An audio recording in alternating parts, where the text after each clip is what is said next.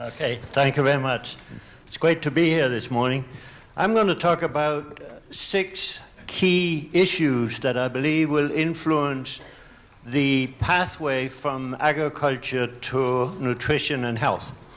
That's kind of what I was asked to talk about, to look at these pathways from the perspective of agriculture.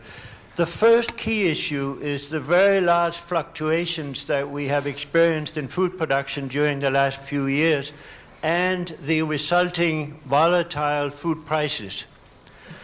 And I believe that climate change is playing an important role in the fluctuations we're seeing in food production, partly through the extreme weather events resulting in droughts, in floods, in strong winds, and other damage to the crops.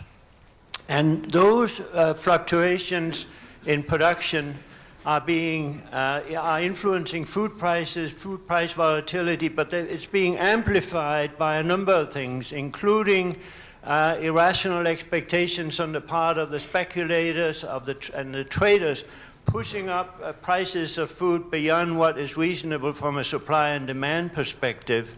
Also, government policies aimed at protecting domestic consumers have pushed up the prices and increased price fluctuations and price volatility. And the news media from time to time has over-dramatized even small increases in food prices, arguing that that's the beginning of a long-term trend towards ever-increasing food prices. Then when food prices come back down, the news media is totally quiet.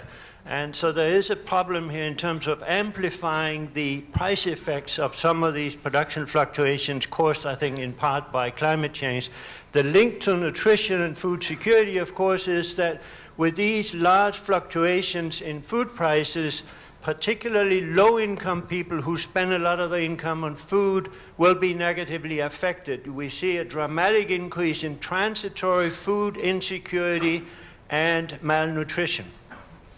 The second issue that I want to bring up is that even though the rates of population growth is decreasing worldwide, we will continue to see a very large, a very strong increase in the demand for food caused particularly by the diet transition.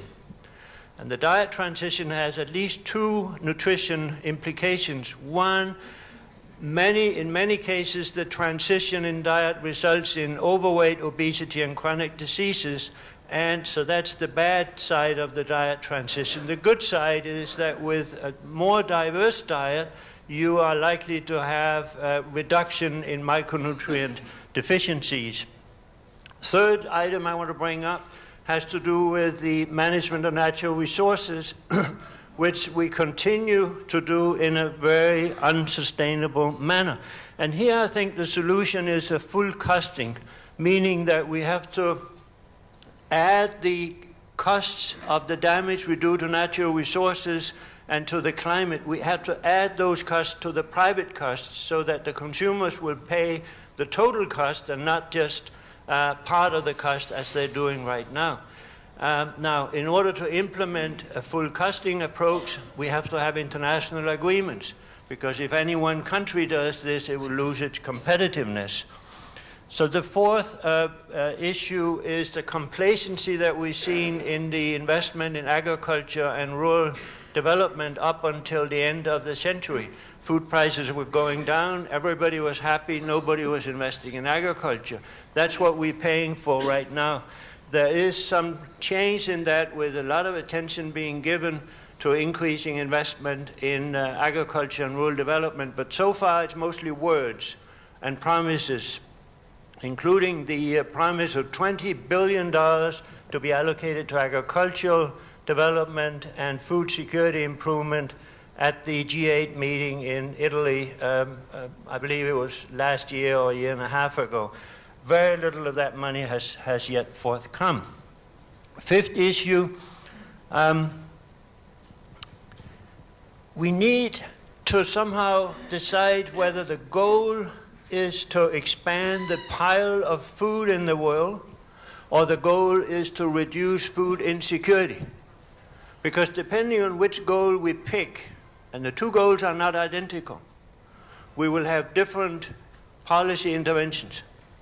And there is a tendency right now to focus on the total pile of food. We need to expand food production. Well, guess what? So many people have experienced a food crisis for so many years because they didn't have access. So unless we focus on access rather than production, we're not going to solve the food insecurity problems. This doesn't mean we shouldn't push for food production. Of course we should. I already mentioned that. The question is, who is going to produce the food? Time's up. Time is up. Can I just make one final thing? Yeah. We need to incorporate the gender-specific issues when we talk about labor demand and so on. And I have a few other things, and I'll come back to that. Thank you. Dr. Branca. I'm way too close to you.